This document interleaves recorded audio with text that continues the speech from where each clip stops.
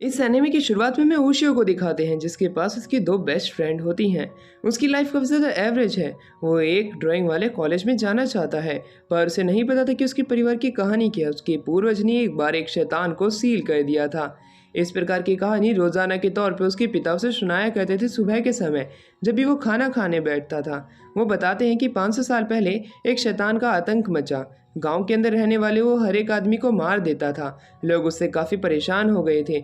Monks को बुलाने का काफ़ी प्रयास हुआ, पर वो सील ना हो पाया। पर उसके पूर्वज जो कि चाइना के अंदर जाते हैं और वहाँ पे जाके अपने एक स्पीयर का निर्माण करते हैं, जिसकी कहानी ये थी, चले तो शाम तक वरना चांद तक। वो स्पीयर चांद तक चला और उसने शैतान को बंद करने में काफ़ी ज़्यादा मदद की, पर उसके बाद उसके पूर्वज भी मारे गए। ये कहानी सुन के ओशियो अपना सर पकड़ लेता है और वो कहता है, पिता बस करो, अब मैं आपकी इस तरह की बार बार कहानी सुन के तंग आ चुका हूँ। सुबह का समय तुम मेरा हमेशा ही वेस्ट कर देते हो। ये बात सुन के उसके पिता को उसके ऊपर गुस्सा आ जाता है और वो अपने पास में रखी हुई राइस कुकिंग मशीन को उठाते हैं और अपने बच्चे के सर पे दे मारते हैं। दोनों के बीच में लड़ाई चलती है जिसमें ओशियो जीत जाता है और वो कहता है, अगर आपको इतना ही अपने ऊपर यकीन है तो तुम मुझे वो चाइना वाला स्पीयर क्यों नहीं दिखा देते हो।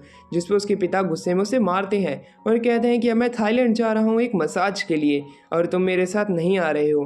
तुम्हें घर पर रहना है और घर का पूरे अच्छे तरीके से ध्यान रखना है जब तक कि मैं बाहर हूँ। और वहीं वो अपने पिता से पूछता है कि आखिरकार तुम्हारे पास फंड कैसे आया।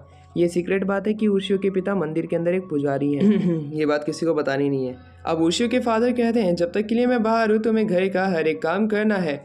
ओशियो गुस्से में गेट बंद करता है, फ्रिज से खाना खाता है और स्टोरेज रूम की सफाई करने के लिए चला जाता है। वह वहाँ पे बड़ी बड़ी बुक्स को उठाता है और जब वो उसे ले जा रहा था उसका पैर एक कुंडे में फंसकर वो नीचे गिरता है। वो सामने देखता है कि उसके सामने तो एक चित्रकट है, यानी कि कारपेट हट चुका है और वहाँ से एक दरवाज़ा है। वो उस दरवाजे को खोलने की कोशिश करता है।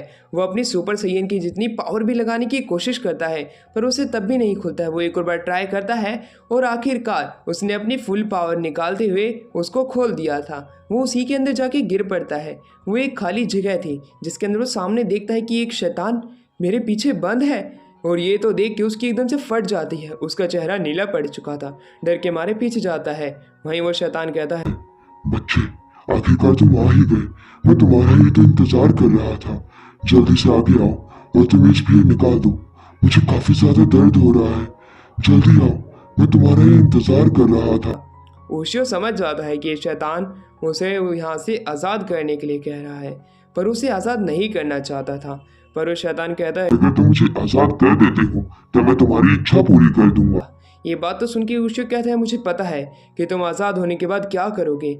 शैतान कहता है, तो अच्छा, तुम्हें पता है कि मैं यहाँ से निकलने के बाद सबसे पहले तुम्हें खाऊंगा, उसके बाद तुम्हारे चाहने वालों को। तभी ओशियो का दिमाग सटकता है। उसकी आयरन बॉल काम करने लग जाती है। वो अपने पाँव से उसी स्पीयर को उसके और अंदर डालने लगता है। जब भी वो कुछ बोले तभी वो स्पीयर को उसके अंदर डालने लग जाता है। उससे उसको काफ़ी ज़्यादा दर्द हो रहा था। वो उससे माफ़ी मांगने लग जाता है और कहता है कि मैं अगली बार से ऐसा नहीं करूँगा, मुझे माफ़ कर दो, और उसके सर पे कट लगा देता है। ओशियो वापस से उसी स्टिक को जाके छेड़ने लग जाता है। शैतान काफ़ी ज़्यादा रो रहा था। ओशियो से बिना आज़ाद किए वहाँ से जाने लगता है। शैतान को पता था कि यही उसका आखिरी चांस है, उसे इसे किसी न किसी तरह मनाना पड़ेगा। वो कहता है कि मैं तुम्हारी कोई भी इच्छा पूरी कर दूंगा। मैं हमेशा तुम्हारे साथ रहूंगा। मैं यहाँ से चुपचाप भी चला जा सकता हूँ, बस तुम मुझे आजाद कर दो। मैं तुम्हें कुछ नहीं करूंगा। ओशियो कहता है कि तुम मुझे बेवकूफ़ मत समझो, मैं कोई औरत नहीं हूँ जो कि तुम्हें आज़ाद कर दूंगा। तुम अगर आज़ाद हो गए तो तुम मुझे ही खा जाओगे। ये कह के वो ऊपर की तरफ जाता है और उस दरवाजे को वापस से लॉक कर देता है। अब ओशियो अपनी स्कूल के लिए निकलता है। वो रास्ते में जाते हुए वही केविन को देखता है। उसके बाद में वो स्कूल की तरफ बढ़ने लग जाता है, जहाँ पे कि उसके साथ ही उसे मिलते हैं। दोनों लड़कियां उसे काफ़ी ज़्यादा लाइक करती थी, ये उनकी बातों से पता चलता है। जहाँ पे पहली लड़की काफ़ी ज़्यादा कोल्ड थी तो दूसरी सिंप थी। वो दोनों वादा करती हैं आज के दिन उसके घर पे आने की। तो दूसरी तरफ वाशी जो होता है अभी वही सोच रहा होता है कि वो शैतान कहीं बाहर तो नहीं निकल जाएगा। उसे उसका काफ़ी ज़्यादा डर सता रहा होता है, इसलिए वो लड़कियों की बातों को इग्नोर कर रहा होता है।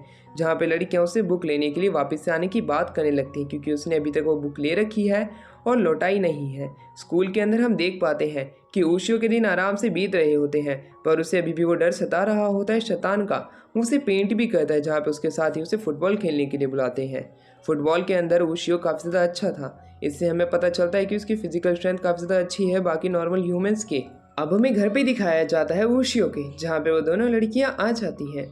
वो उसे बाहर मिलने के लिए बुलाती हैं और वो गेट खोल देता है। वो अंदर जाती है जहाँ पे उशियो को उनके आसपास में स्पिरिट्स दिखाई देने लग जाती हैं जो कि छोटी छोटी और इंसेक्ट की तरह थी। वो हवा में उड़ रही थी।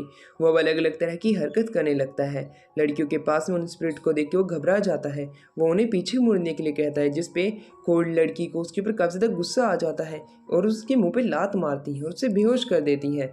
और एट दी एंड वुशियो जो होता है जल्दी से खड़ा होता है और वहाँ से भागते हुए उसे स्टोरेज रूम के अंदर जाता है जहाँ पे उसे कहता है कि आखिरकार तुमने मेरी आँख के साथ क्या कर दिया है, मुझे वो स्पिरिट्स क्यों दिखाई दे रही हैं। जिसपे वो उसे बताता है कि तुम्हें नहीं पता था जब तुमने मुझे आजाद किया इसके अंदर 500 सालों तक बंद डिमोनिक एनर्जी बाहर चली गई और वो छोटे छोटे शैतान जो कि पहले नहीं निकलते थे वो भी बाहर निकल आए हैं। तुम्हारा अंत नजदीक है।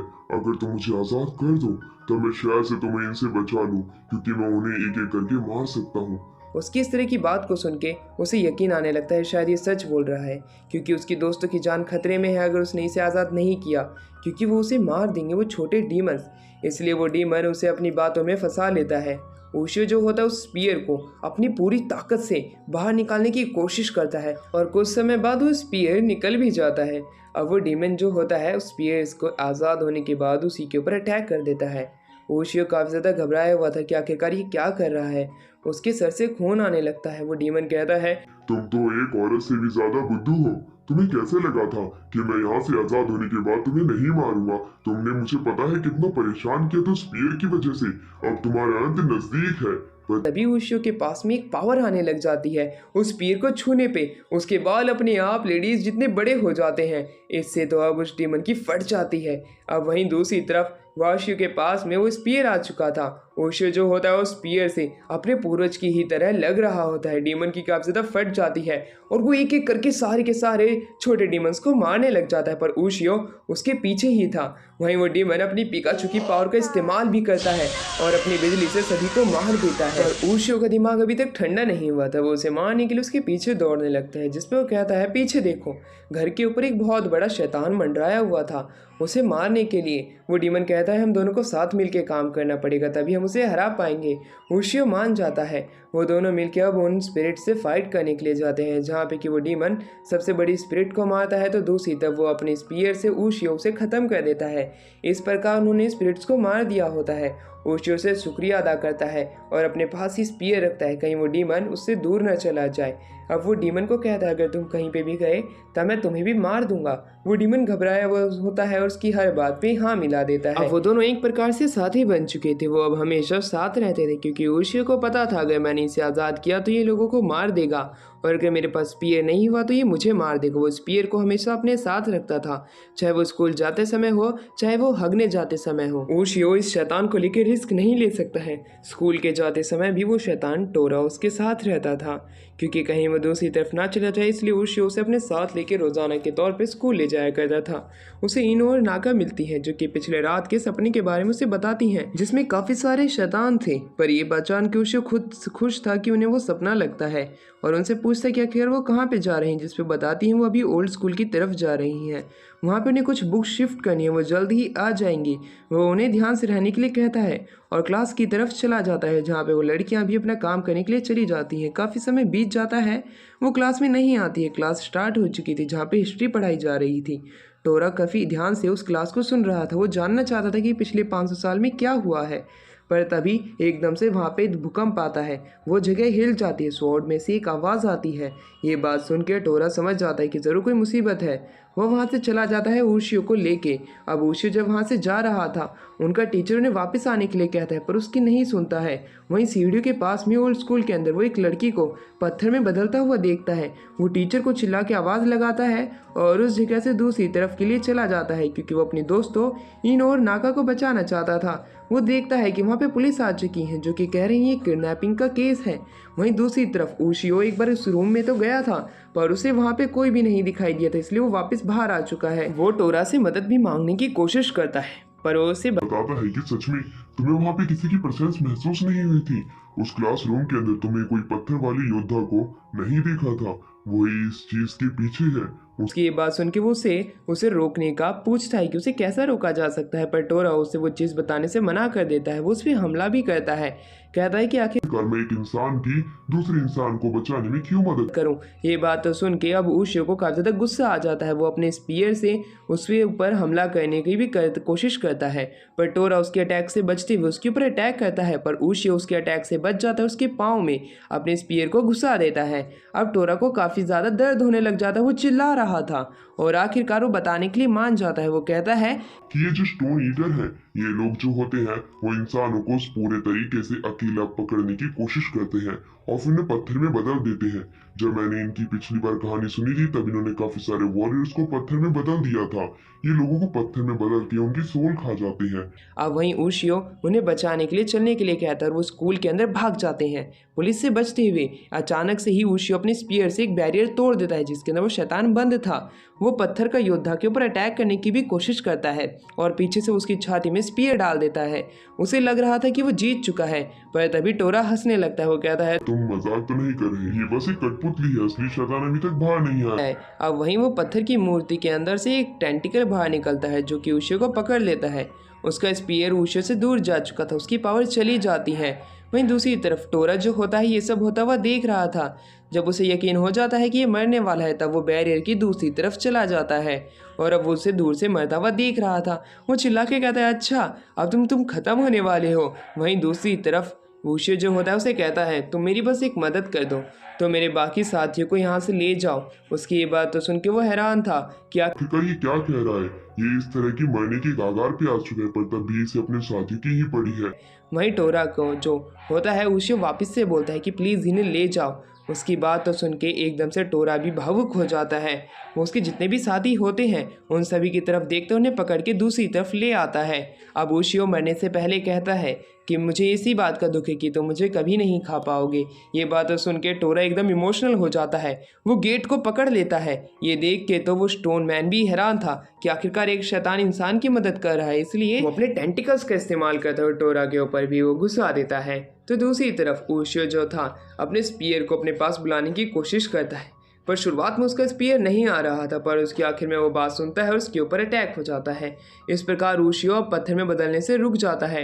वहीं दूसरी तरफ वो स्पीयर एकदम से टोरा की तरफ जाता है और गेट को लॉक होने से बचा लेता है, पर टोरा की तो एकदम से फट गई थी कि आखिरकार ये स्पीयर क्या कर रहा है। अब टोरा आज़ाद हो चुका था। वो उस पर अपनी बिजली से हमला करता है। वो स्टोन मैन जो था वो पूरे तरीके से तहस नहस हो जाता है एक बिजली के झटके से। पर दूसरी तरफ दो बड़े बड़े सेंटीपाइड बाहर निकल के आते हैं जो कि असली शैतान होते हैं। टोरा वाशियों को कहता है उशियो अगर तुम्हें इन्हें मारना है तो तुम्हें अपने स्पीयर पे थूकना पड़ेगा। उशियो को अपने स्पीयर पे? ये बात कुछ जमी नहीं, पर उशियो ऐसा ही करता है। वो अपने स्पीयर पे थूकता है और उसकी आंख पे सबसे पहले ही हमला कर देता है, तभी वो इसको हरा पाएगा। वो इस प्रकार एक सेंटीपाइड को हरा देता है, इसी प्रकार दूसरे को भी। अब वो अपने दोस्तों को आज़ाद करने जाता है, उन्हें पत्थर से आज़ाद करा देता है। अब वो दोनों घर पे थे। न्यूज़ के अंदर उन्हीं की ही चर्चा चल रही थी कि आखिरकार उस बिजली के अंदर से ये दो लोग आए कौन।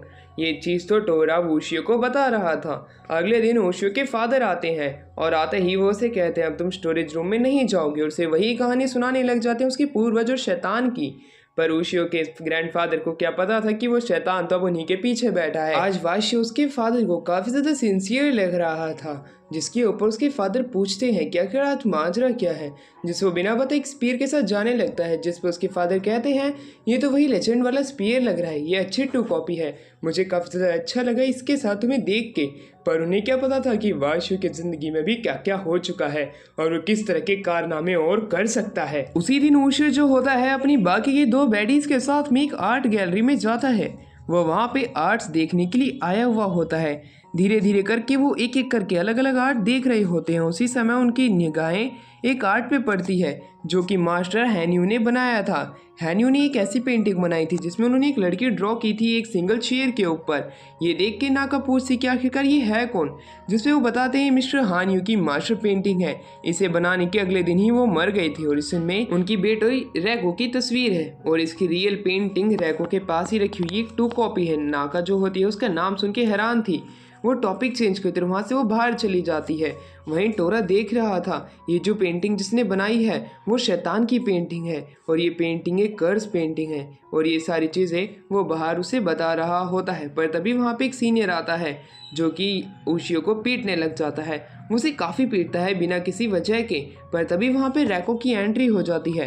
रैको उसे हटने के लिए कहती है, इसलिए सीनियर वहाँ से हट जाता है। वहीं टोरा ये देख के हैरान था। बाकी सारे बच्चे भी बात करने लग जाते हैं। पर दूसरी तरफ उशियो को तो अपना मॉडल मिल चुका था। वो अब रैको के पीछे चला जाता है। वो रैको का पीछा कर रहा था। रैको से पूछती कि आखिर तुम मेरा पीछा क्यों कर रहे हो, मैंने तुम्हें वो बचाने के लिए उसे हटने के लिए नहीं कहा था।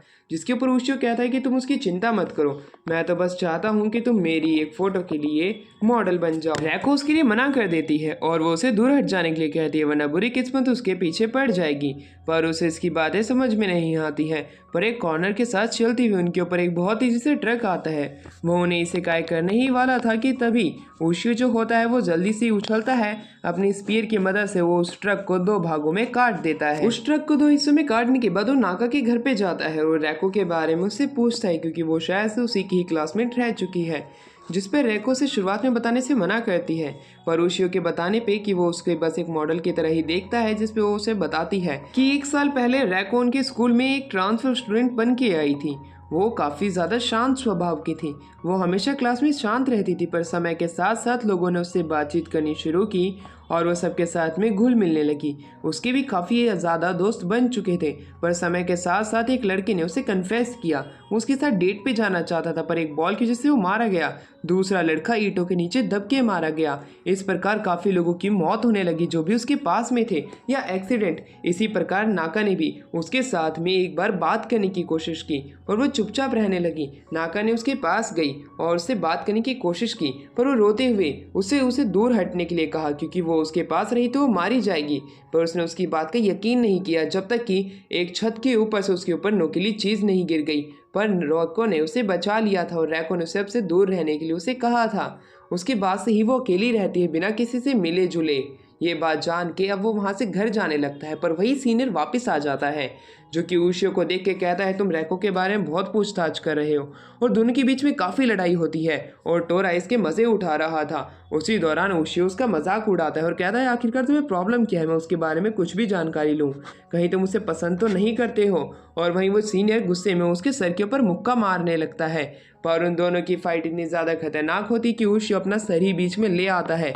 उसका सर भूसे से भरा था, इसलिए उसके सर के ऊपर इतना ज़्यादा डैमेज नहीं पहुंचता है जितना उस सीनियर के मुक्के पे पहुंचता है। अब वो लड़का उशियो को बताता है कि वो रैको के साथ बचपन से रहता हुआ है, वो उसकी चाइल्डहुड फ्रेंड है।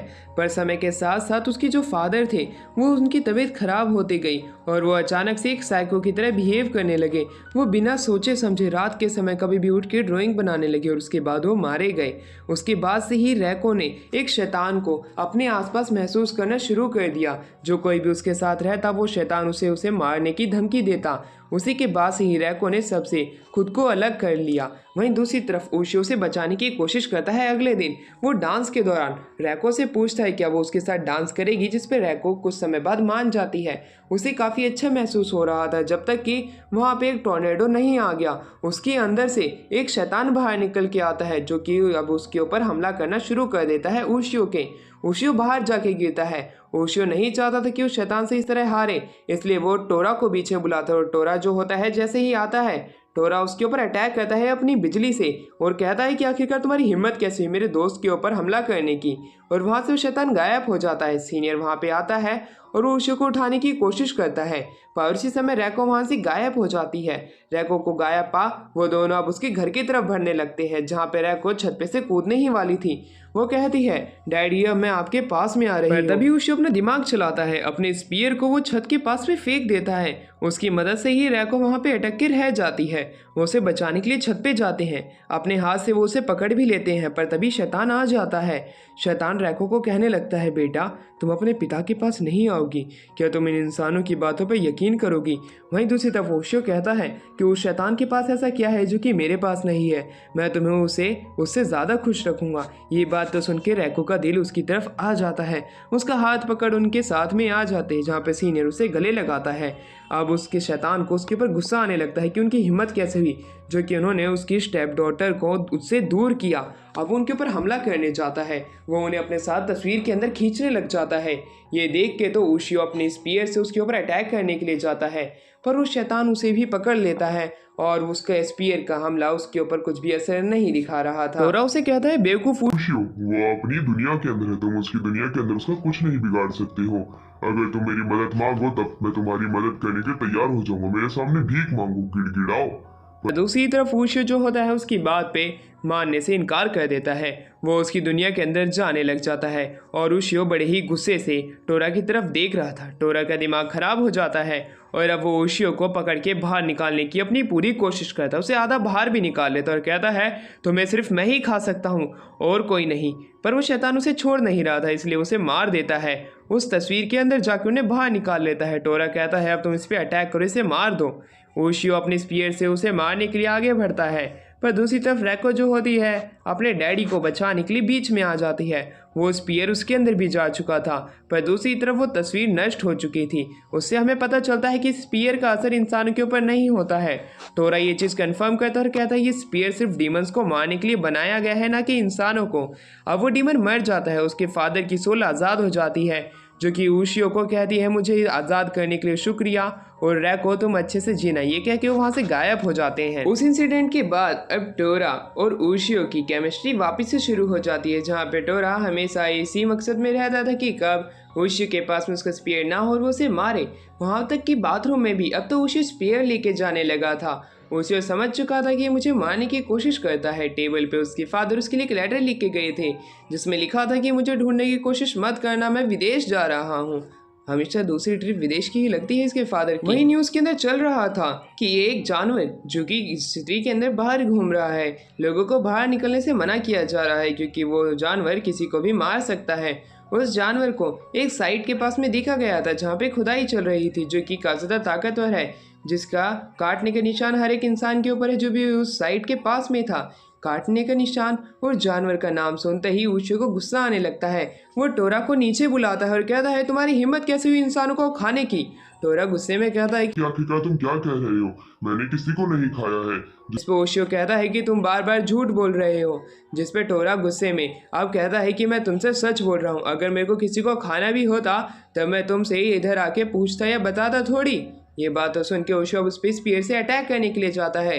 टोरा उससे अटैक से बच के उसके ऊपर बिजली के झटके देने की कोशिश भी करने की कोशिश करता है, पर उशियो जो कि अब पहले से ज़्यादा ताकतवर हो चुका है, वो उसके उस बिजली के झटके को उसी समय वहीं पर रोक लेता है। ये देख के टोरा समझ चुका था कि अब ताकतवर बन चुका है, उसे दूर भागने में ही भलाई है। अब वो वहाँ से दूर जाने लगता है और कहता है कि मैं सिटी जा रहा हूँ। सिटी के अंदर जाने से पहले वो कहता है कि आखिरकार उशियो को मेरे ऊपर शक की निगाहें क्यों से देखनी पड़ी। मेरे को तो इंसानों को खाए हुए 500 साल से भी ज़्यादा हो चुके हैं। अगर मुझे उन्हें खाना भी होता तब मैं थोड़ी उससे पूछता, पर मैं ज़रूर खाऊंगा। सिटी के अंदर अब वो जाता है इंसानों को खाने के लिए, पर वहाँ पे इतनी ज़्यादा कारें, इतनी बड़ी बड़ी विंडोज़ और बिल्डिंग देख के तो वो हैरान था। वो कहता है कि यहाँ पे इंसान तो काफी ज्यादा है, पर मैं इन्हें खा नहीं सकता हूँ। इस तरह की गलती आखिरकार है क्या? इंसान इतने ज्यादा डेवलप कैसे हो गए? वो इंसान को जब भी खाने जाता एक कार से टकरा जाता और उसका कचुम्बर बना देते। जैसे ही वो बिल्डिंगों की तरफ बढ़ता, वो कांच को बिना देखे उसके आर पार जाने की कोशिश करता और उसे टकरा जाता। वो अपने बिजली के झटके भी कारों पे देता है और इससे वो काफ़ी ज़्यादा खुश हो जाता है कि उसने इंसानों से बदला ले लिया। अब वो कहता है कि मैं उशियो से बदला लूँगा। वहीं दूसरी तरफ उशियो जो होता है वो अब टोरा की तलाश में सिटी के अंदर निकलता है, जहाँ पे वो देखता है कि काफ़ी ज़्यादा भीड़ एक जगह पे लगी हुई है। वो उस जगह पे ही जाता है जहाँ पे एक बूढ़ा अंकल अपना कोर्स बेच रहा था, एक बुक का। वो कहता है कि मुझे पता है कि ये शैतानों का किया धरा है, मेरे पास एक इस तरह की बुक है जिससे कि तुम उन शैतानों के बारे में जान सकते हो, तुम इसे खरीद लो, ये मेरा कोर्स बड़ा ही सस्ता है। कोर्स बेचने का काम तो बुढ़े का अच्छा चल रहा था, उसमें एक बैडी भी थी और वो बताता है कि मेरे दादा ने ये लिखा था, उन्होंने बताया था कि यहाँ पे शैतान सील है। पुलिस वाले अब उन्हें धक्का देने लगते हैं, वो बुक नीचे गिर जाती है। उशियो वहाँ पे आता है और उन पे गुस्सा था कि आखिरकार उनकी हिम्मत कैसी बूढ़े आदमी को धक्का देने की। वो बुक उठाता है, वो उसमें लिखा हुआ तो नहीं पढ़ता, पर उस औरत की शक्ल देख के वो काफ़ी ज़्यादा इम्प्रेस हो जाता है। वो उसके बारे में और जानना चाहता था, जिसपे वो बूढ़ा आदमी बताता है कि ये किताब मेरे दादा ने लिखी थी। इस किताब से उन्होंने शैतान से हमें सतर्क रहने के लिए कहा था। ये उन शैतानों के बारे में कहानी है जो कि कुछ समय पहले एक जंगल के अंदर आतंक मचाया हुआ था। वो हर किसी को खा जाया करते थे। उन्हें रोकने के लिए हर प्रयास किए गए पर उन्हें कोई नहीं रोक पाया, जब तक कि एक लड़की जिसका नाम मिकोटो है वो नहीं आ गई। वो सुंदर सी लड़की उस गांव के अंदर इसलिए ही आई थी कि वो लोगों को बचा सके, उन डीमंस को सील कर सके। इसलिए वो जंगलों के अंदर चली जाती है। पर उस बूढ़े का दादा, जो कि उसके अंदर काफ़ी ज़्यादा गर्मी चढ़ी हुई थी, वो भी अब उसका पीछा करने लग जाता है। उसे कैसे लगा था कि वो 10 on 10 बैडी सेट कर सकता है। दूसरी तरफ उसके दादा अपने दादा की कहानी बता रहे होते हैं। अब वो बताते हैं कि जैसे ही मेरे दादा जंगल में गए थे, उन्होंने देखा था वो लड़की मिकोटो नाम की, उसने काफ़ी सारे डीमंस को सील कर दिया था और उसके ऊपर एक श्राइन बना दी थी और उसे ज़मीन में गाड़ दिया था। और उसे गाड़ते समय उसे काफ़ी ज़्यादा मेहनत करनी पड़ी और वो काफ़ी ज़्यादा इंजर्ड भी हो चुकी थी उस प्रोसीजर में। और वो कहती है कि बेटा, तुम जो ये सील देख रहे हो, इससे तुम्हें लोगों को बचाना है, इसके पास तुम उन्हें नहीं आने देना है। अभी के समय मैं थी इसलिए तुम लोग बच गए, पर आगे पता नहीं कोई हो या ना हो, इसलिए तुम्हें इस श्राइन को उखड़ने से बचाना होगा। पर उसे क्या पता था कि ये श्राइन तो जल्द ही उखड़ जाएगी। और वो बूढ़ा बताता है पिछली रात जिस जगह पे खुदाई चल रही थी वहीं पे उन डीमंस को सील करके रखा हुआ था। जैसे ही उन लोगों ने उस स्टोन स्टैचू को हटाया, शैतान उससे बाहर निकल गए और उन्होंने ही लोगों को ख़त्म कर दिया। ये लोग काफ़ी ज़्यादा खतरनाक हैं। ये डीमंस लोगों को ख़त्म करके उन्हें खा जाएंगे। पर दूसरी तरफ उस औरत की शक्ल तो इनो पे जा रही थी। ये बात वो बूढ़े आदमी को बताता है, जिसपे वो कहते हैं शायद से वो उसकी कोई आने वाली पीढ़ी की ही लड़की है। वो शैतान उस पर हमला ज़रूर करेंगे। इसलिए अब उसी दद्दू के साथ में उसकी कार में उसे बचाने के लिए निकल पड़ता है, जहाँ पे टोरा जो होता है लोगों को देख के उसे खा भी नहीं सकता था, क्योंकि वो काफ़ी ज़्यादा अनहाइजीनिक थे। कांचों की वजह से वो अब बिल्डिंगों के आर पार नहीं जा सकता था और इतने बेकार इत्र वो लगाते हैं कि उन्हें सूंघ के ही उन्हें खाने का इरादा ही बदल देता था। हर एक लड़का किसी न किसी तरह की एसेसरीज पहन के रखा था और इसी वजह से उन्हें नहीं खा पाता है। पर उसे उसी दौरान एक लड़की दिखाई देती है जो कि इनो ही होती है। वो इनो को खाने की फिराक में था और वो उसका पीछा करने लग जाता है, क्योंकि इन्होंने किसी भी तरह का ना इत्र लगाया था न किसी भी तरह के आभूषण पहने थे। उसे लगने लगता है कि अब मैं इंसान को खा पाऊंगा, पर तभी उसे महसूस होता है कि उसके आसपास में और भी शैतान हैं जो कि उसे खाने के लिए आए हुए हैं। वो शैतान एक बड़ी सी बिल्डिंग के पीछे से निकलते हैं। बड़े बड़े सर वाले 6 से 7 लोग होते हैं। वो वहाँ पे इनो के ही पीछे आए थे, उन्हें खाने की कोशिश भी करते हैं। पर टोरा कहता है तुम्हारी हिम्मत कैसे हुई? तभी ऊशियो का स्पीयर बड़ी ही तेजी से आता है, उन मॉन्स्टर्स के बीच से निकलता है और वहीं वो मॉन्स्टर्स जब इनो को वापस से खाने की कोशिश में लगे हुए थे, वो उसके पीछे वापस से जाते हैं। तब ऊशियो अपने स्पीयर को वापस बुलाता है, उसकी वजह से एक शैतान वहीं पे मारा जाता है।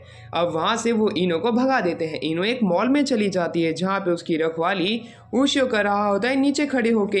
पर वो मॉन्स्टर्स के ऊपर जब अटैक करने जाता है, उनमें से एक मॉन्स्टर उसकी स्पीयर को पकड़ लेता है। ऐसा लग रहा था कि उनके ऊपर कुछ भी असर नहीं हो रहा है। वो ऊशियो को जकड़ लेते हैं। नीचे से 2 डीमन बाहर आते हैं और उसके पाँव को काटने की कोशिश करते हैं। पर हमारा ऊशियो, जिसके गोटे भी आयरन बॉल के हैं, उसका शरीर आयरन का क्यों ना हो, वो उसका कुछ नहीं बिगाड़ पाते।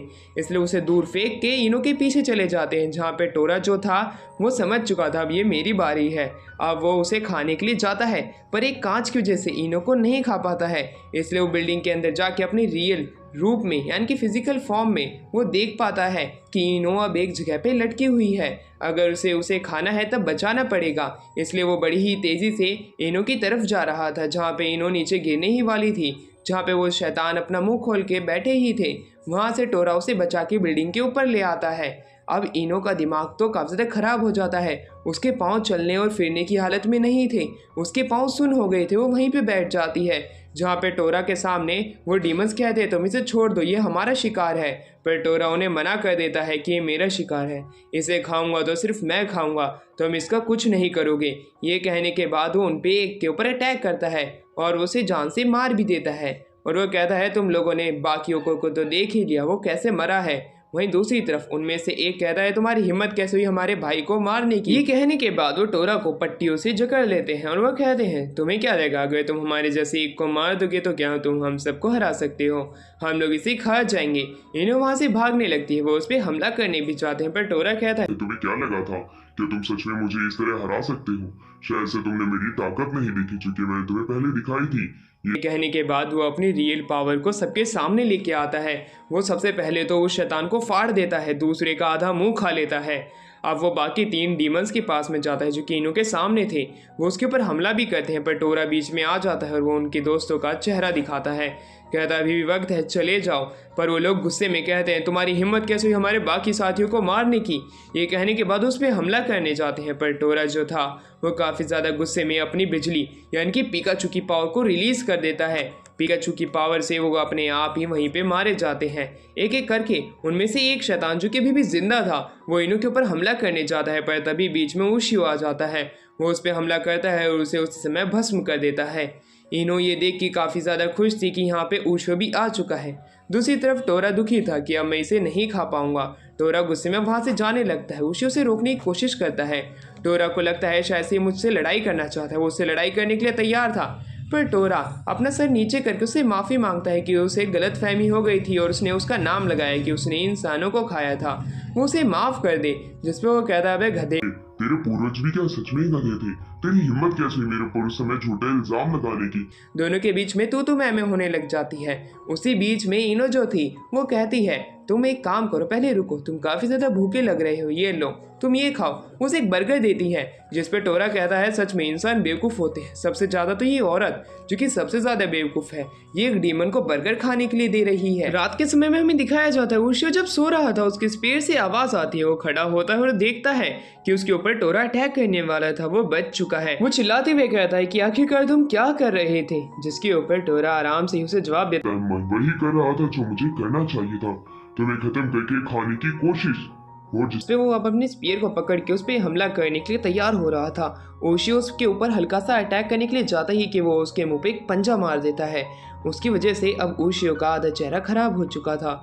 ओशियो को वो कहता है कि मेरे अंदर तुम्हारे लिए बस सिर्फ नफरत ही भरी है, चाहे तुम कुछ भी कर लो, मैं तुम्हें कभी भी बख्शने वाला नहीं हूँ। जब कभी भी मुझे कोई अपॉर्चुनिटी मिलेगी मैं तुम्हें उसी समय खत्म करने की अपनी पूरी कोशिश करूंगा। ये कह के टोरा हंसने लग जाता है। तो दूसरी तरफ ओशियो को लग रहा था कि हम लोग किसी तरह के एक पैक्ट पे आ चुके थे जिसमें हम दोनों अटैक नहीं करेंगे। ओशियो के ऊपर टोरा अटैक करने जाता है, पर तभी वो स्पीयर ओशियो को बचाने की कोशिश करता है। ओशियो जाग जाता है, वो स्पीयर को पकड़ लेता है और ट्रांसफॉर्म हो जाता है। उन दोनों की एक घमासान लड़ाई होने ही वाली थी कि टोरा अपना दिमाग चलाता है और खिड़की से कूद के भाग जाता है। अगले दिन ओशियो शीशे में अपना चेहरा देखता है कि उसका चेहरा अभी तक पहले जैसा है, 4 नाखूनों के निशान हैं, वो भी बड़े गहरे वाले। वो स्पीयर को लेकर ट्रांसफॉर्म नहीं हुआ था, इसलिए वो घाव उसके इंसानी शरीर पर ही रह चुके हैं। वो गुस्से में था। दूसरी तरफ टोरा को दिखाया जाता है जो कि काफी ज्यादा गुस्से में घूम रहा था। वहीं दूसरी तरफ हमें दिखाया जाता है ओशियो को जो कि पार्क में एक आदमी को नोटिस करता है जो कि छोटे बच्चों को मार रहा था। वो उन्हें जान से ही मारने वाला था कि उसी समय बीच में ओशियो के आने की वजह से वो बच्चे बच जाते हैं। फेंके हुए कुनाई उस आदमी के द्वारा उन्हें वो उसे प्रोटेक्ट कर लेता है। अब वहीं ओशियो कहता है कि आखिरकार तुम कौन हो, इन्हें तुम मारने की कोशिश क्यों कर रहे हो, जिस पे वो कहता है कि तुम पीछे मत आओ वरना तुम मारे जाओगे। वो उसके पीछे एक मॉन्स्टर की परछाई देखता है, वो उस पर अटैक करने जाता है और उसके अटैक कितने ज़्यादा कारगर होते हैं कि ओशियो एक ही बार में हार जाता है। वो अब पृथ्वी पे पड़ा हुआ था, उसके चेहरे पे उस आदमी की लात थी। पर तभी जब वो उस पर अपना आखिरी अटैक करने जाता है वो बीस्ट वाला स्पीयर अपने आप खड़ा हो जाता है जो कि उस आदमी को इंजर्ड कर देता है। वो आदमी अब खुद को इंट्रोड्यूस कराता है, वो खुद का नाम ह्यू बताता है। ये बताने के बाद वो अपने घुटनों पे बैठ जाता है। वो ओशियो से माफी मांगते हुए कहता है कि मैं एक बीस्ट स्पीयर होल्डर को नहीं देख पाया, उसके लिए मुझे माफ कर दो, ये मेरी गलती थी। पर ओशियो से खड़ा होने के लिए कहता है जिसपे वो खड़ा होकर बताता है कि मैं यहाँ पे एक डीमन को ढूंढ रहा हूँ, मैं डीमन हंटिंग करने का काम करता हूँ, मैं समय के साथ साथ दुनिया में घूमते हुए लोगों को मारता हूँ। पर एक दिन जब मैं अपने परिवार से दूर हुआ और किसी काम से मैं बाहर गया और उसके बाद जब मैं वापस घर की तरफ लौटा तब मैंने पाया कि घर के अंदर कोई नहीं है, चाहे मैंने कितनी ही आवाज़ लगाई। पर जब मैंने गेट खोला तब मैंने पाया एक डीमन मेरे बीवी बच्चों को मार के उस घर से बाहर निकल गया और वो डीमन के पंजे आज तक मेरे मुंह पे हैं। मैंने कुछ समय पहले एक न्यूज़ देखी और उसके अंदर मुझे ये शैतान दिखाई दिया जिसके साथ तुम भी हो, और ये शैतानों ने कुछ लड़की को बचाने की कोशिश भी की थी, पर मुझे पूरा यकीन है कि ये वही होगा। पर दूसरी तरफ अब ओशियो जो होता है वो टोरा की साइड लेने लग जाता है। वो कहता है 500 सालों से वो कैद था, पर वो आखिरकार इनके परिवार को कैसे मार सकता है। पर पिछले रात को हुए सीन की वजह से ओशियो जो होता है वो टोरा की साइड नहीं लेता है, क्योंकि टोरा ने उसे मारने की कोशिश की थी। वो ह्यूगो कहता है कि हाँ, मुझे भी लगता है कि ये वही डीमन है, इसने मेरे ऊपर भी हमला किया था। ये देखो मेरा चेहरा कैसा बना दिया है, तुम इसे ज़रूर मारना। तुम्हें किसी भी तरह की मदद चाहिए, इन्फॉर्मेशन चाहिए तो मुझे बताना, वो मैं तुम्हें ला के दूंगा उसी समय। उसकी ये बात सुन के यूश का शुक्रिया करता है और वो कहता है कि टोरा को मैं अकेले ही मार दूंगा। वहाँ से चला जाता है। ओशियो का दिमाग खराब होने लग जाता है, जहाँ पे हमें एक जगह दिखाया जाता है टोरा और यू की फाइट हो रही होती है। स्कूल के अंदर टोरा का मन नहीं लग रहा होता है, जहाँ पे उसकी फ्रेंड्स से रोक के बात करने की कोशिश करती हैं, पर टोरा उन्हें अजीब हरकतें दिखा के उन्हें दूर कर देता है। स्कूल के अंदर भी लेक्चरों में उसका मन नहीं लग रहा था, वो घर की तरफ जाने लगता है। नाका भी उसका पीछा करने लग जाती है एक सीमित दूरी के ऊपर, और वो वहाँ पे उसे देख लेता है कि उसका पीछा कर रही है। वो कहता है तुम आखिरकार क्या करना चाहती हो। अब नाका जो होती है बड़ी ही तेज़ी में उसके पीछे भागने लगती है और अपने बैग से उसके ऊपर हमला करती है। और वो कहती है अगर तुम्हें गुस्सा आ रहा है या तुम कुछ सोच रहे हो तो तुम मुझे भी पीट सकते हो, मैंने भी तुम्हें पीटा है। तुम हमेशा हाथ से डिसीजन लेते हो, जल्दबाजी में गड़बड़ करते हो, तुम वैसे ही रहो, तुम बदलने की कोशिश मत करो। इस तरह की मोटिवेशनल लाइन देके वो वहाँ से चली जाती है। कितनी अजीब लड़की थी। वहीं दूसरी तरफ ओशियो उससे भी ज़्यादा अजीब था। वो सच में उसकी बातों को सीरियसली ले लेता है और वो कहता है कि अच्छा तो तुम्हारा कहने का मतलब ये था। यकीन नहीं होता है कि उस औरत की बात में सच में आ गया। अब वो बड़ी ही तेज़ी में भागता है और वो अब टोरा के पास जाने लग जाता है, क्योंकि वो टोरा को बचाना चाहता था। यू और जो टोरा होते हैं वो दोनों अपनी आखिरी ताकत पे आ जाते हैं। दोनों के पास इतनी ताकत नहीं बची थी, पर यू के पास अभी भी अपर हैंड था। वो टोरा के ऊपर अटैक करने की कोशिश भी करता है और टोरा काफ़ी ज़्यादा इंजर्ड भी हो चुका था। अब टोरा उठ नहीं सकता था। जैसे ही यू उसे ख़त्म करने की अपने आखिरी वार को कर ही रहा था, वहाँ पे ओशियो बीच में आ जाता है, जो कि कहता है ये सिर्फ एक गलत फहमी है, ये वो नहीं है जिसे कि तुम ढूंढ रहे हो। यू उसकी बात सुन के वो कहता है कि तुम्हारी हिम्मत कैसे हुई मेरे बीच में आने की। पर तब भी ओशियो उसे मनाने की कोशिश कर रहा था, क्योंकि 500 सालों से तो टोरा कैद में था। वो आखिरकार उसकी फैमिली को कैसे मार सकता है, जिसके ऊपर यू को गुस्सा आ जाता है और वो गुस्से में उसके ऊपर अटैक करने लग जाता है ओशियो के ऊपर। और वो कहता है कि तुम्हारी हिम्मत कैसे हुई, आखिरकार मैंने अपनी फैमिली के कातिल को ढूंढ लिया था, पर बीच में आ गए तो तुम सारा खेल किरकिरा कर दे रहे हो, तुम्हारी हिम्मत कैसे हुई। ये कहने के बाद में यू जो होता है वो ओशियो के ऊपर बार बार मुक्के मारने लग जाता है और आखिर में वो अपने कुनाई से उसके ऊपर अटैक भी करता है, पर ओशियो टोरा को बचाने की पूरी कोशिश करता है। वो कहता है कि तुम इसे छोड़ दो, ये वो नहीं है जिसे तुम ढूंढ रहे हो। ओशियो से कहता है कि टोरा के पास में 4 पंजे हैं, पर तुम्हारे चेहरे पे 3 पंजों का निशान है और मेरे पे 4, इसका मतलब ये तुम्हारे परिवार का कातिल नहीं है। पर यू को उसकी बातों से फर्क नहीं पड़ता है, वो उसे पीटने लग जाता है। वो उसे काफ़ी ज़्यादा पीट रहा होता है, पर तभी ओशियो टोरा की साइड में था। अब वो उसे मारने के लिए कुछ तलिस्मान निकाल लेता है, अपनी कुनाई को आग लगा के वो उसके ऊपर अटैक करता है। यू को लग रहा था कि एट दी एंड ओशियो हट जाएगा, वो डीमन के उन प्रोटेक्ट नहीं करेगा, पर ओशियो उन कुनाई के रास्ते से नहीं हटता है और इस प्रकार ओशियो खुद को इंजर्ड करते हुए टोरा के लिए अपनी जान भी कुर्बान करने को तैयार था। ओशियो उसके चेहरे पे मुक्का मारता है ह्यू के और ह्यू को कहता है कि तुम इसे बख्श दो, ये वो कातिल नहीं है तुम्हारे परिवार का। ये कहते वो बेहोश हो जाता है, पर ओशियो की आंखें खुलती है। ह्यू कहता है कि अभी तो मैंने तुम्हें फर्स्ट एड लगा दी है, तुम बच गए हो, पर मैं आशा करता हूँ कि तुम आने वाले हमारे रास्ते के अंदर नहीं टकराओगे। अगर तुम टकराते भी हो तो तुम मेरी साइड रहना, अगर तुम मेरी बुराई के साथ हुए तो मैं तुम्हें ज़रूर से ख़त्म कर दूंगा अपने हाथों से ही। और वो कहता है कि टोरा को तुम्हें संभाल के रखना है, कहीं ये बाकी इंसानों को ना मार दे। अगले दिन जब ओशियो बेड रेस्ट पे था, उसके पास उसका स्पीयर नहीं था। टोरा का हाथ उसके ऊपर आता है, वो उसे मारने ही वाला था, पर टोरा चुपचाप वहाँ से चला जाता है और कहता है कि अब बर्गर खाने का समय आ गया है। ओशियो अपने समर वेकेशन में समुद्र के पास में आता है, क्योंकि कुछ समय पहले उसके फादर वापस से किसी दूसरी जगह के लिए भाग गए थे। वो भी अब अपना समय व्यतीत करना चाहता था, इसलिए वो अपनी दोस्त इनो और नाका के साथ में समुद्र के पास आता है, जो कि उसकी हाफ एंड हाफ गर्लफ्रेंड है। वो उनके साथ में काफी ज्यादा अच्छा टाइम स्पेंड कर रहा था। तो दूसरी तरफ टोरा जो कि उनके साथ आया हुआ था, वो भी अब अपनी सिटी वाली लाइफ को पीछे छोड़ के समुद्र के अंदर गोते मारने के लिए निकल जाता है, क्योंकि वो खड़ा खड़ा वहाँ पे बोर हो चुका था इन्हें देखते हुए।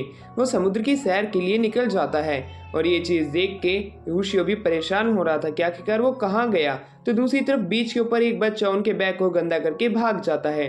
टोरा ये देख लेता है, इसलिए वो पकड़ने जाता है। ओशियो उसे पकड़ चुका था, तो दूसरी तरफ नाका बीच में आती है और उसे छुड़ा लेती है और वो उसकी बेइज्जती करता है। वो उसके मुंह पे पिचकारी मार देता है और वो पूरा का पूरा पानी नाका के फेस पे आ जाता है। ओशियो अब और भी ज़्यादा गुस्से में आ चुका था। पर दूसरी तरफ जब वो नाका के रिश्तेदारों के पास जाते हैं, वो लोग बताते हैं कि उस लड़के की माँ उसे कुछ महीनों पहले ही छोड़ के चली गई है। इसी वजह से वो ऐसी हरकतें करता है। उसके फादर भी पहले ही बहुत पहले जा चुके थे, अब वो अकेला है। ये बात सुन के सभी लोग सैड थे, पर उशियो नहीं था कि अगर चले भी गए हैं तो उसे इस तरह की हरकत नहीं करनी चाहिए। तो दूसरी तरफ हमें दिखाया जाता है कि टोरा के पास में एक बीस्ट आ जाता है जो कि उसका नाम पुकारने लगता है। जैसे ही वो उसे सामने आने के लिए कहता है, वो कहता है तो ये क्या आप हैं, the Torah the demons of king. ये बात जान के टोरा हैरान था। वो कहता है हाँ मैं वही हूँ। इसलिए वो बाहर आता है और वो कहता है तो आप ही अब हमारी मदद कर सकते हैं, क्योंकि समुद्र के अंदर एक ऐसा राक्षस और दानव है जो कि हमें जीने का मौका भी नहीं देता है। अगर हमें बचा लेते हैं तब मैं आपका बहुत ही ज़्यादा आभारी रहूँगा। पर टोरा उनकी मदद नहीं करना चाहता था, पर वो उसे घोस्ट बताता है कि वो मॉन्स्टर वाकई में काफ़ी ज़्यादा ताकतवर है। ये बात तो सुन के वो उसे फाइट करना चाहता था। तो दूसरी तरफ हमें दिखाते हैं जो कि स्नेक से भी बड़ा, उसी के टाइप में एक बहुत बड़ा दानव बाहर निकल के आ जाता है समुद्र के अंदर से। टोरा उसे देख के हैरान था। उसके अटैक से काफ़ी बार बचता है और उसके ऊपर अपनी लाइटनिंग से अटैक भी करता है, पर उसके ऊपर ज़्यादा असर नहीं हो रहा था। एक प्रकार से टोरा अब कॉर्नर में जाने लग जाता है, यानी कि अब वो उससे हारने लग जाता है। उसके ऊपर अपनी टेल से अटैक करता है, पर टोरा बच जाता है। टोरा जो होता है उसे एक बार में हराने के लिए उसके मुंह के पास में जाता है और उसे निगल ही लेता है। वहीं दूसरी तरफ हमें उसी घोस्ट को दिखाया जाता है जो कि टोरा के साथ ऐसा होता हुआ देख रहा था। वो उसे बचाने के लिए उसी के मुंह के अंदर वापस से वो भी चला जाता है। वो टोरा को पकड़ लेता है, पर टोरा उस घोस्ट को कहता है कि तुम सबसे पहले उशियो नाम की एक लड़के के पास जाओ। उसके पास बीस्टमैन स्पीयर है, वही इस दानव को ख़त्म कर सकता है। तुम उसे लेके आओ जब तक मैं ज़िंदा रहूँगा। वो अपनी लाइटनिंग से अब उस घोस्ट को दूर भेज देता है कि वो उशियो को बुलाने चला जाए। दूसरी तरफ उशियो जो होता है वो उसी लड़के को इस बार पकड़ लेता है और उसके मुंह पे एक बढ़िया अच्छा सा चटका देता है और वो कहता है कि तेरी हिम्मत कैसे हुई मेरे सामान पे वापस से मिट्टी डालने की। फिर तभी वहाँ पे नाका आ जाती है। नाका ने इस बार भी उस बच्चे को बचा लिया होता है। इस बार वो बच्चा नाका के साथ कोई हरकत नहीं करता है। उशियो अब एक कोने में जाके सो जाता है क्योंकि अब वो नहीं देख सकता था इनकी बकवास। पर जैसे ही वो सो रहा था उसकी नींद खुलती है। एक आवाज़ उसे बुला रही थी, वो पीछा करने लग जाता है। तभी वो एक शावर के पास में जाता है जिसमें से आवाज़ आती है तो तुम्हारा नाम ही उशियो है। वो उसे बताता है कि टोरा को तुम्हारी मदद की ज़रूरत है। पर तभी वहाँ पे इनो की आवाज़ आने लग जाती है। वो इनो की आवाज़ सुन के उसके पास में जाता है जिस पे इनो बताती है कि तुम्हें मेरे साथ चलना होगा। एक कॉल के ऊपर नाका बता रही होते कि अभी हम एक दानव के मुंह के अंदर फंस गए। ये बात को तो वो सुन के हैरान था, पर उस घोस्ट की भी उसने यही बात सुनी थी कि अभी टोरा एक शैतान के मुंह में है। अब दोनों एक ही शैतान के पास में हैं, इसलिए उन्हें बचाने के लिए तैयार हो जाता है और वो उन्हें वहीं पे इंतजार करने के लिए कह के निकल पड़ता है। वही घोस्ट के साथ में वो एक मोटर बोट के इस्तेमाल से उसी शैतान के पास भरने लग जाता है। उसके पास में स्पीयर भी था। वो दानव बाहर निकल के आता है और उसके ऊपर उशियो अटैक भी करता है, पर उशियो का अटैक उसके ऊपर काम नहीं कर रहा था। उस स्नेक की इलास्टिक वाली स्किन के ऊपर उसके स्पीयर का एक भी अटैक ना काम करने की वजह से वो एक और क्रैक उस पर मारने की कोशिश करता है, पर उस पर कुछ असर नहीं होता, इसलिए उसके मुंह में कूद जाता है। तो दूसरी तरफ टोरा जो होता है वो नाका और उसी लड़के की जान बचाने की अपनी पूरी कोशिश कर रहा होता है क्योंकि वो उशियो के दोस्त है, उन्हें नहीं मरने दे सकता है। पर तभी वहाँ पे उशियो आ जाता है। जैसे ही वो गिरने वाले थे उशियो वहाँ पे आके उन्हें आवाज़ लगाता है और वो टोरा को पकड़ लेता है और वो कहता है कि तुम एक दूसरे का हाथ मत छोड़ना। पर नाका का बेहोश हो जाती है और वो अब हाथ छोड़ने लग जाती है, इसलिए वो वापस से उस छोटे बच्चे को नाका का हाथ पकड़ने के लिए भेजता है और वो छोटा लड़का ऐसा ही करता है, उसका हाथ पकड़ लेता है। पर तभी उशियो का स्पीयर उसके हाथ से छूट जाता है और उस दोनों के दोनों गिरने लग जाते हैं, टोरा और उशियो। पर तभी वो स्पीयर अचानक से जागता है और उस मॉन्स्टर को ख़त्म कर देता है। उसकी आंख पे वो स्पीयर जाके लगता है। इस प्रकार वो मॉन्स्टर मारा जाता है और ये तीनों एक साथ मिलके बाहर निकल जाते हैं और चौथा वो लड़का। ऐसे ही अब टोरा अपनी बिजली का अटैक का इस्तेमाल करता है और उस मॉन्स्टर को फाड़ के दूसरी दुनिया की तरफ यानी कि अपने रियल वर्ल्ड में आ जाते हैं, जहाँ पे काफ़ी सारी सोर्स उस शैतान के अंदर से निकलती है। अगले दिन ट्रेन स्टेशन पे नाका उससे पूछती है क्या पिछले दिन उसी ने ही उसे बचाया था, जिसके ऊपर वो उसे मना करते हुए कहता है नहीं, वो उसे बीच के पास मिली थी उस छोटे लड़के के साथ, बस ने उन्हें कैरी किया था। पर तभी वहाँ पे वही छोटा लड़का आ जाता है जो कि उशियो को जाने से मना करता है, पर उशियो उससे वादा करता है कि वो वापस ज़रूर लौट के आएगा, जिसपे वो बच्चा खुश हो जाता है। अब उशियो अपने घर की तरफ आ जाता है। वो अपने फादर के पास में बैठ जाता है। वो जब कभी भी अपनी माँ के बारे में बात करता, उसके पिता हमेशा उसकी बात टाल दिया करते थे, पर इस बार वो अपनी माँ के बारे में सच जानना चाहता था। इसलिए वो घर पे आते ही अपने पापा को कहीं भी जाने से मना कर देता है और अपनी माँ के बारे में पूछता है, पर उसके फादर जल्दी सी गेट के पास में जाते हैं और उसे लेक्चर देते हुए कहते हैं कॉल आई है। कॉल उठाने के बहाने वो घर से भाग जाते हैं। उशियो उन्हें नहीं पकड़ पाता है, वो भागने में काफ़ी ही ज़्यादा तेज़ थे, इसलिए अब वो उनका पीछा ना करने का इरादा बना लेता है। वो अपनी मदर की ग्रेव पे जाता है। वो पहली बार अपनी मदर की ग्रेव पे आया था, पर उसे अभी भी यकीन नहीं है कि ये सच में उसके मदर की ग्रेव है या उसके फादर ने सिर्फ उसे झूठ बोला है। खड़े खड़े काफ़ी समय बीत जाता है। खाना खाने के लिए वो घर पे आते हैं, जहाँ पे कि उशियो अपने स्पीयर की मदद से वो कप नूडल्स बना रहा होता है, पर कप नूडल्स बिखर जाते हैं और उसका स्पीयर गंदा हो जाता है, वो टोरा की वजह से। इसलिए अब वो अपने स्पीयर को उठाता है और साफ करने लग जाता है, पर तभी उसके फादर आ जाते हैं। जब उन्हें पता चलता है ये लेजेंडरी स्पीयर है, वो उसे कोने में रखते हैं और उसकी पूजा करने लग जाते हैं। और उसी की पूजा करने के बाद वो डिनर पे उशियो को बुलाते हैं और उसकी मदर के बारे में तभी बात करेंगे जब डिनर ख़त्म होगा। डिनर ख़त्म होता है। एक बरामदे में बैठ के वो आपस में बात कर रहे होते हैं, जहाँ पे उशियो के फादर उसे कुछ पैसे देते हैं। उशियो गुस्से में अपने फादर की कॉलर पकड़ लेता है। वो कहता है कि आप मुझे पैसे देके मेरी माँ के बारे में भुलवाना चाहते हो। मैंने आज तक अपनी माँ से कभी नहीं मिला हूँ, ना उनके बारे में जानने की कोशिश की है। जिसके ऊपर उसके फादर बताने के लिए तैयार हो जाएंगे, पर उन्हें एक सच उसे रिवील करना होगा। जिसके बाद में वो अब एक कराटे ड्रेस वाली पहन लेते हैं ड्रेस, और वो एक हाथ में छड़ी लेके कहते हैं कि मैं डीमंस को मारने का काम करता हूँ। ये काम हज़ारों सालों से एक कल्ट करता हुआ आ रहा है और मैं उसी का ही हिस्सा हूँ। इस बार मैं टोरा को एक्सटर्मिनेट करने के लिए आया हूँ। ये बात सुन के उशियो काफ़ी ज़्यादा हैरान था, तो दूसरी तरफ टोरा जो था वो ये बात जान के ज़्यादा हैरान नहीं था, क्योंकि वो हमेशा से ही अपने से ताकतवर इंसान से फाइट करना चाहता था। उशियो के फादर से वो फाइट करने के लिए तैयार था। दोनों के बीच में फाइट शुरू हो जाती है, जहाँ पे वो दोनों अपनी पावरफुल टेक्निक का इस्तेमाल शुरुआत से ही कर रहे होते हैं। पर दूसरी तरफ उशियो इन दोनों को इस तरह लड़ते हुए नहीं देख सकता था, इसलिए वो इन दोनों की फाइट को रोकने के लिए बीच में जाने की काफ़ी ज़्यादा कोशिश भी करता है, पर फाइट काफ़ी ज़्यादा तेज़ चल रही थी, वो उनके बीच में नहीं जा पा रहा पर उसे उनकी फाइट को रोकना था, क्योंकि दोनों तरफ ही उसके चाहने वाले हैं। वो दोनों को मरता हुआ नहीं देख सकता था, पर दूसरी तरफ वो दोनों तो एक दूसरे के खून के प्यासों की तरह लड़ाई कर रहे थे। उसी दौरान उशियो बीच में भी आता है, पर उसके एक लात लग जाती है और वो दूर जाके गिरता है। अपने इसर की बेइज्जती तो देख के उशियो काफ़ी ज़्यादा गुस्से में था। दूसरी तरफ उसके फादर के ऊपर लाइटनिंग अटैक होता है।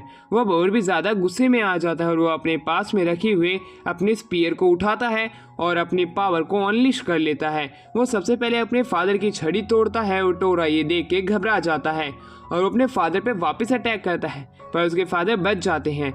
ये देखने के बाद उशियो कहता है कि मैं टोरा को मरते हुए नहीं देख सकता हूँ, आप इससे दूर हट जाओ।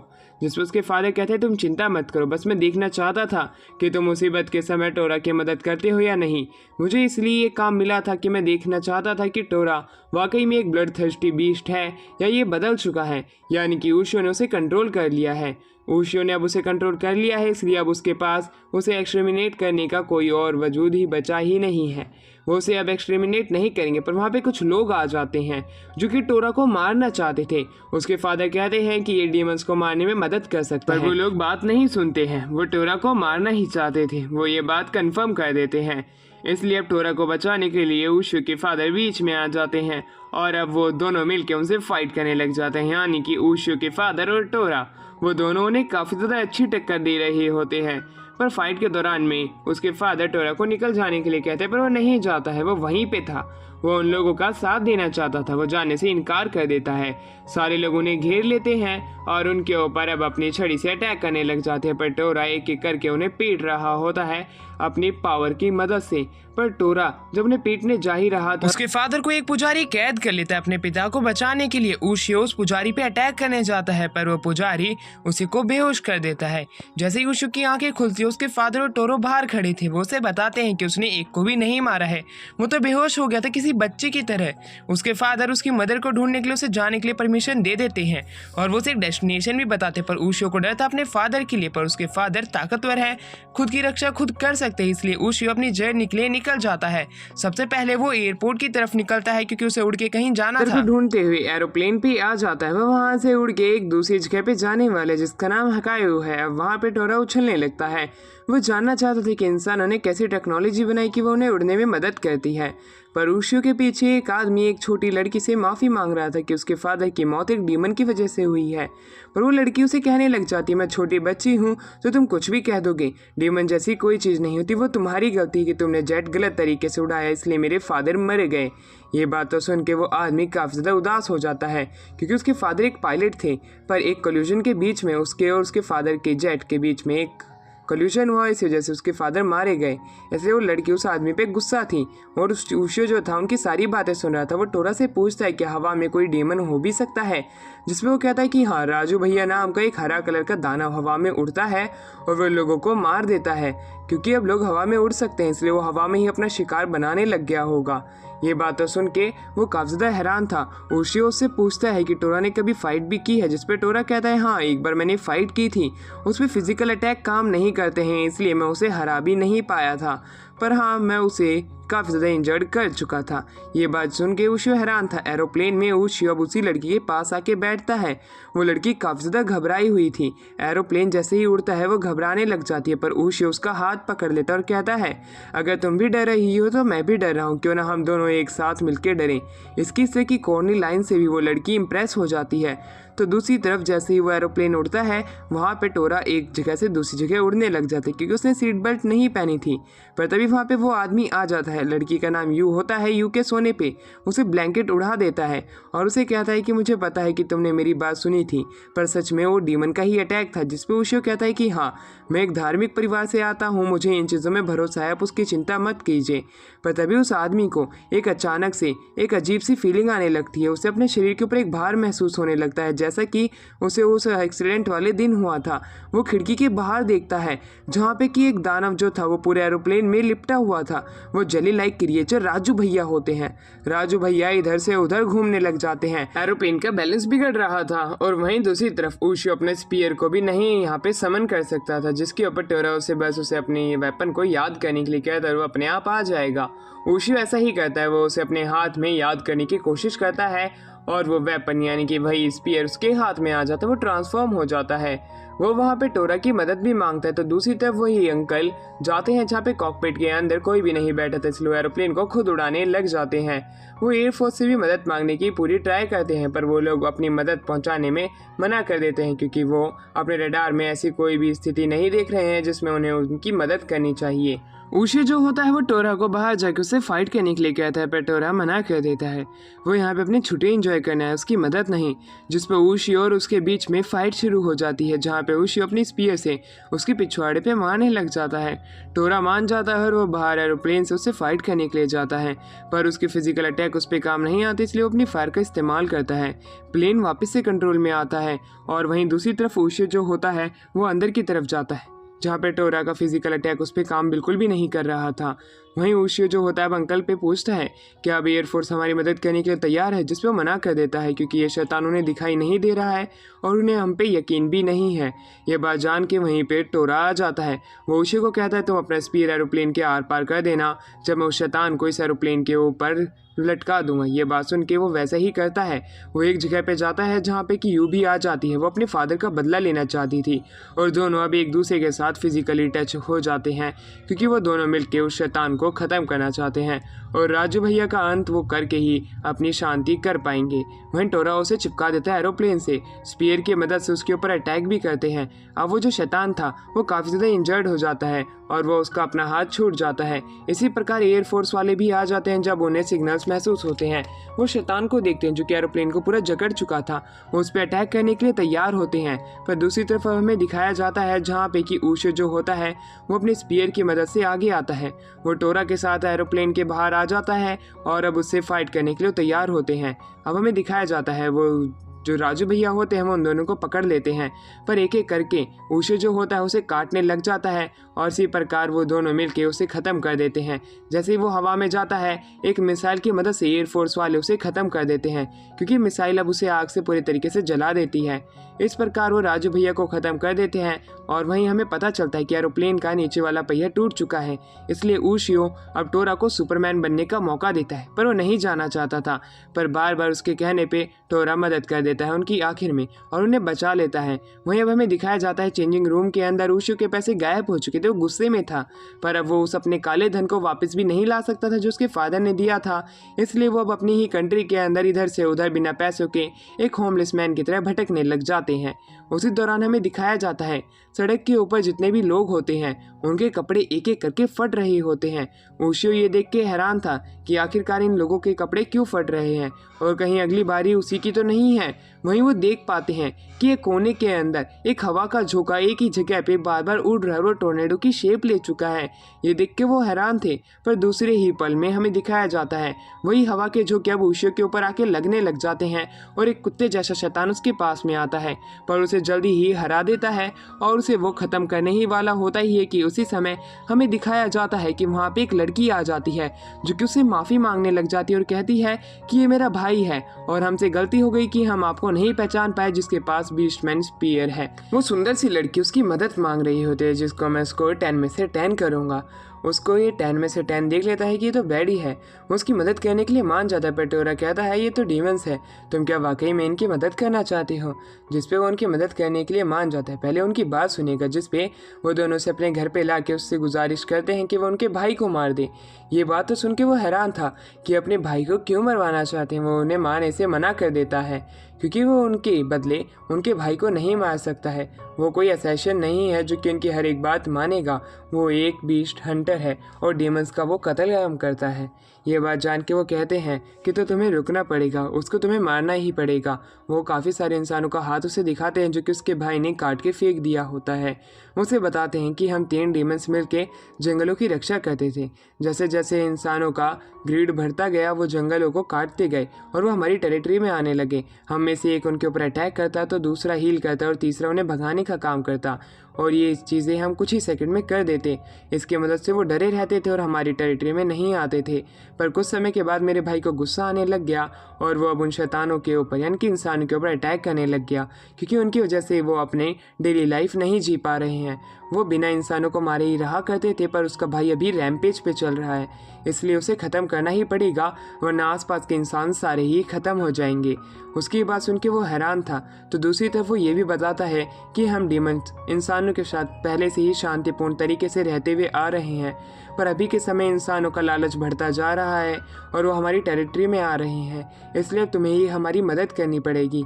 हम दूसरे ही गांव में जाके रह सकते हैं, पर उसे उसके भाई को रोकना पड़ेगा, वरना वो सभी इंसानों को ख़त्म कर देगा। ये बात सुन के उशियो जो होता है उनके इस टास्क को पूरा करने के लिए मान जाता है, क्योंकि वो इंसानों को ख़त्म होने नहीं दे सकता था। पर तभी वहाँ पे एक आवाज़ आती है और वहाँ पे उन दोनों का भाई आ जाता है। वो आते ही कहता है कि अच्छा तो तुम मुझे मारने की प्लानिंग बना रहे हो, वो भी एक इंसान के साथ, तुम अपना लेवल इतना नीचे कैसे गिरा सकते हो? तो दूसरी तरफ उशियो जो होता है उसे फाइट करने के लिए तैयार था, क्योंकि उसे रोकना तो पड़ेगा ही, चाहे वो आज रोके चाहे कल रोके। तो दूसरी तरफ वो ये देख के और भी ज़्यादा हैरान था कि उसके पास तो स्पीयरमैन शिप भी है जो कि उसे ख़त्म करने के लिए काम आ सकता है। और अब वो काफ़ी ज़्यादा गुस्से में आ जाता है कि उसके भाई और बहन ही उसे धोखा दे रहे हैं। वो अपनी बीस्ट फॉर्म में आता है और उनसे फाइट करने के लिए तैयार हो जाता है, जहाँ पे हमें दिखाया जाता है उशियो अपने स्पीयर की ही मदद से उसे फाइट करने के लिए निकल जाता है। और वो ये देख के हैरान था कि डीमन कि वो उसे मारने के लिए आ रहा है और उसके भाई और बहनें उसे यहाँ पे बुला के लेके आए हैं। वो कहता है कि इंसानों ने तुम्हारे साथ क्या किया था। ये बात तो सुन के उशियो को गुस्सा आ जाता है, वो उससे फाइट करने लग जाता है, पर वो डीमन उसे जल्दी ही हरा देता है। उसका सर फट चुका था। तो दूसरी तरफ वो कहता है कि ये तो काफ़ी ज़्यादा कमज़ोर है। वहीं अब उशियो का स्पीयर उससे फाइट करने लग जाता है और उसी दौरान जब वो डीमन उशियो को ख़त्म करने वाला था, टोरा बीच में आ जाता है और उसे इंजर्ड कर देता है। ये देखने के बाद वो समझ जाता है कि ये डीमन काफ़ी ज़्यादा ताकतवर है, भागने में ही मेरी भलाई है। टोरा भी उसका पीछा नहीं करता है जब वो डीमन डर के मारे उससे भाग रहा होता है।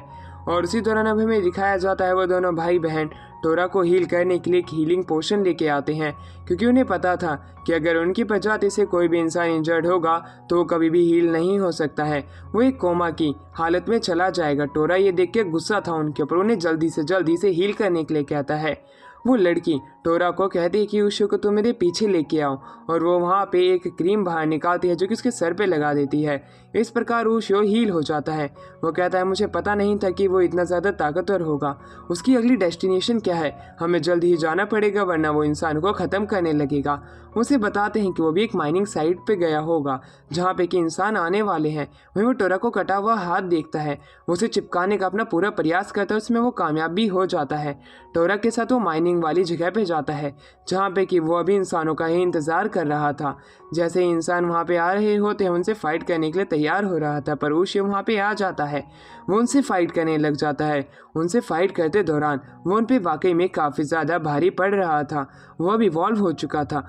वो उनसे फाइट कर रहा था जहाँ पे उसके भाई और बहन भी उससे ताकतवर नहीं थे। उशियो गुस्से में उसके ऊपर अटैक करने लग जाता है अपने स्पीयर से, पर उसका स्पीयर उसके ऊपर ज़्यादा काम नहीं आ रहा था। एक पहाड़ी कट जाती है, उसकी वजह से एक नीचे ट्रक आके गिरता है जो कि उसी ही डीमन के भाई बहन पे गिरने वाला था, पर उशियो और टोरा की वजह से वो भी अभी जिंदा थे। वहाँ पे टोरा उस ट्रक को पकड़ लेता है कि वो दोनों ना मरे, और इसी दौरान उशियो जो होता है वो कहता है कि तुम इन दोनों की जान बचाओ क्योंकि ये ट्रक भी लीक हो रहा है और पेट्रोल ज़मीन पे गिर चुका है। आग लगने से पहले हमें इन दोनों को निकालना पड़ेगा।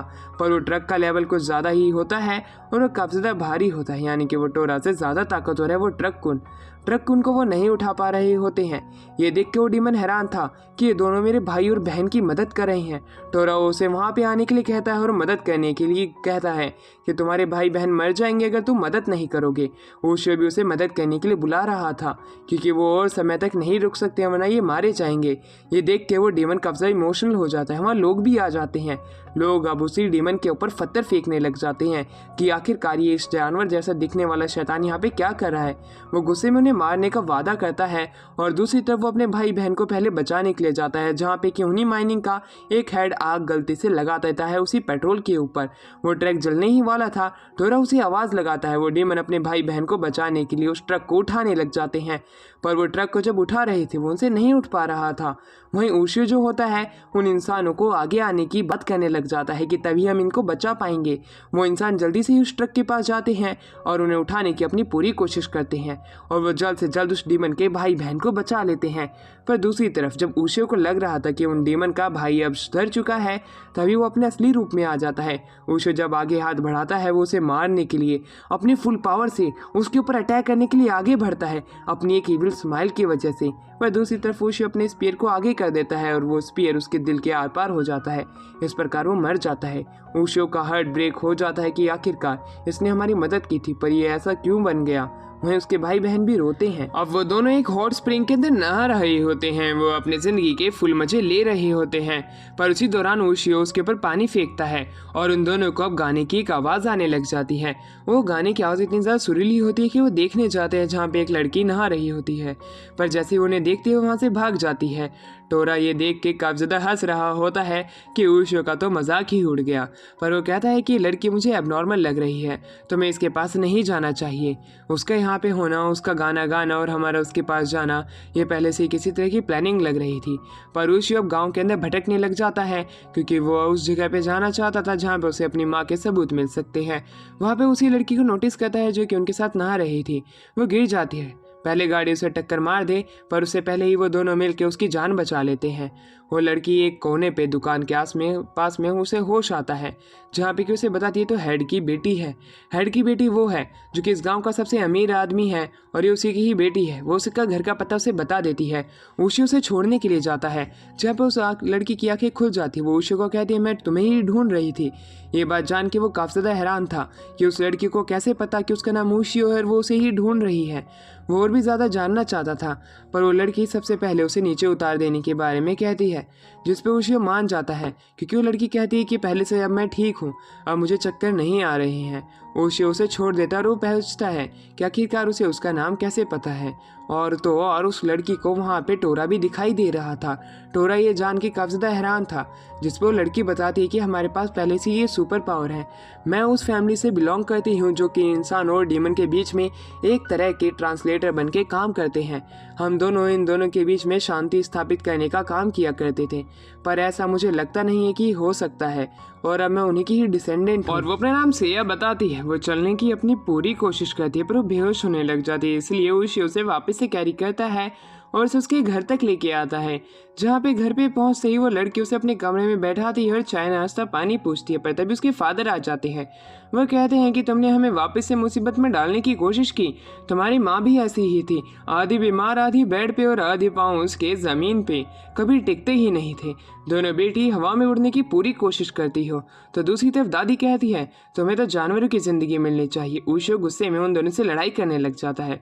उसके फादर उनके बीच में लड़ाई होने ही वाली थी, तभी सेया कहती है कि फादर आप मुझे माफ़ कर देना मेरे दोस्त के बदले, मैं बस इससे 30 मिनट बात करना चाहती हूँ, उसके बाद मैं कभी बाहर नहीं जाऊँगी। इस बात को सुनकर उसके फादर मान जाते हैं, जहाँ पे सेया जो होती है वो उससे बात करने लग जाती है, जहाँ पे ओशियो कहता है तुम्हारे फादर काफ़ी ज़्यादा बेकार थे। सेया अब उसे एक जगह पे लेके आती है जहाँ पे वो कहती है कि मेरी मदर एक कमज़ोर फैमिली से बिलोंग करती है, जहाँ पे कि जितनी भी औरतें हैं वहाँ पे बीमारियों के साथ ही जन्म लेती है। मैं भी उसी बीमारी के साथ जन्म ली हूँ। मैं आधे टाइम बेहोश हो जाती हूँ, पर इस घर के अंदर एक ऐसी गॉडेस बंद है जो कि फॉर्चून की देवी है। यहाँ के जितने भी एंसेस्टर्स थे उन्होंने उन्हें यहाँ पे कैद कर लिया। उसी की ही मदद से वो आज तक अमीर ही बनते हुए आ रहे हैं। वो नहीं चाहते थे कि वो यहाँ से चली जाए, इसलिए उन्हें कैद कर दिया गया काफ़ी सारे स्पेल्स की मदद से। वहीं दूसरी तरफ उसकी मदर ने उसे बताया था कि उसे जब कभी भी समय मिले वो उस गॉडेस से बात करा करे, इसलिए वो उससे हमेशा बात किया करती थी और अपना लोनली टाइम जो कि घर के अंदर बीतता था उन्हें उस गॉडेस की मदद से अच्छा बीता करता था। अब उसे वहीं पे लेके आती है जहाँ पे वो गॉडेस एक चाइना के माल जैसी जितनी छोटी ही दिखने वाली एक लड़की थी। वो वहाँ पे आते ही लोगों को शुक्रिया अदा करती है कि वो यहाँ पे आए उसकी मदद करने के लिए, पर ओशियो जानना चाहता था कि आखिरकार वो चाहती क्या है। जहाँ पे वो कहती है यहाँ पे टोरा डेमन्स ऑफ किंग क्या कर रहे हैं, वो एक इंसान के साथ क्यों घूम रहे हैं, जिस पे टोरा कहता है कि तुम इन चीज़ों पे ध्यान मत दो, तुम आखिरकार यहाँ पे कैद कैसे हुई, तुम सबसे पहले ये बताओ, मेरी लाइफ से तुम्हारा लेना देना कुछ भी नहीं है। जिसके पर वो बताती है कि अगर तुम मुझे आज़ाद कर देते हो तो मैं तुम्हारी बहुत ही बड़ी आभारी रहूँगी। मैं यहाँ पे और कैद नहीं रहना चाहती हूँ, पर जैसे ही तुम मुझे आज़ाद करोगे अपनी स्पीयर की मदद से, क्योंकि वही स्पीयर है जो कि मुझे यहाँ से आज़ाद कर सकता है और कोई चीज़ नहीं है जो कि इन सील्स को तोड़ सकती है, क्योंकि ये सील्स काफ़ी सालों से लगी हुई है और ये वक्त के साथ ही काफ़ी ज़्यादा ताकतवर बन चुकी है। टोरा ये बात कंफर्म करता है इन सील्स को देख के। वो कहता है कि अगर हमने इन सील को तोड़ने की कोशिश की तो तुम भी मारी जा सकती हो। से ये बात सुन के उन्हें ये काम करने से मना कर देती है, क्योंकि वो मारी गई तो वो किससे बात करेगी, किसके पास आके अपना दुख बांटेगी।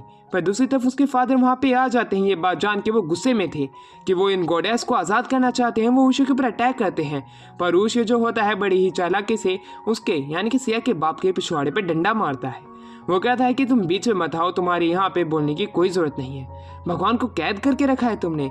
टोरा जो होता है अपनी बिजली से उसे आज़ाद करने की कोशिश करता है, पर उस पर वो कहती है कि तुम मुझे स्पीयर से ही आज़ाद कर सकती हो और किसी तरीके से तुम मुझे आज़ाद नहीं कर सकते हो, तुम्हें ऐसा ही करना पड़ेगा। ओशियो जब वहाँ पे आगे मारने ही जा रहा था सील के ऊपर अपना अटैक, सेया बीच में आके उसे रोक लेती है। सेया कहती है कि तुम इसे मत मारो वरना मेरी गॉडेस मर जाएगी। अब ओशियो को पता नहीं चला था उसे क्या करना चाहिए, तभी गार्ड्स आके उसे घेर लेते हैं। वो उसे मारने ही वाले थे, पर तभी बीच में टोरा आ जाता है। टोरा उन सभी को एक एक करके पीटते हुए उस सील के अंदर जाता है और उस गॉडेस को प्रोटेक्ट करने का वादा करता है अपनी लाइटनिंग स्ट्राइक की मदद से, जिसके ऊपर वो गॉड कहती है कि हम इस तरह ट्राई तो कर सकते हैं पर मुझे पक्का यकीन नहीं है कि मैं बचूंगी। सेया जो होती है अब उसे ओशियो आखिरी मौका देता है फैसला करने के लिए क्या सील पे अटैक करना है या नहीं करना है, जिस पे सेया जो कि एक मंदबुद्धि लड़की है उसे कुछ समझ में नहीं आ रहा था, वो चुपचाप खड़ी रहती है। ओशियो समझ जाता है कि इसके बस की नहीं है, उसे ही ये गेम अपने हाथ में लेना पड़ेगा। वो अपने स्पीयर को हाथ में लेता है और सील के ऊपर अटैक कर देता है। वो सील टूट जाती है, एक बड़ा सा धमाका होता है जो कि बाहर से भी देखा जा सकता था, जैसे वो धमाका खत्म होता है हमें दिखाया जाता है कि वो सभी लोग बच चुके थे, पर घर जो होता है वो पूरे तहस नहस हो चुका था। वो गॉड जो कि आज़ाद हो चुकी थी वो हेवन की तरफ निकल जाती है। दूसरी तरफ सिया जो होती है वो ऊशियो को शुक्रिया अदा करती है कि उसने मदद की इन गोडेस को बचाने में, और वो ये चीज़ का वादा करती है कि वो समय के साथ ताकतवर बनेगी और जितनी भी बीमारी है उन सभी को ओवरपावर करके उसका साथ देगी। पर वो ऐसा कभी नहीं कर पाएगी, कैंसर को कोई भी नहीं हरा सकता है। दूसरी तरफ ऊशियो जो होता है वो उन्हीं सिबलिंग्स के घर पे रुकता है क्योंकि वो चाहता था कि वो बस से जाए, पर बस लेट हो चुकी थी। रात के समय जब वो नहाने जा रहा था, पंप के पास में उसे एक मिरर दिखता है जिसके अंदर हमें नाका का चेहरा दिखाया जाता है जो कि इनो का नाम लेके रो रही थी। और इसी के साथ ये वाला पार्ट यहीं पे एंड होता है।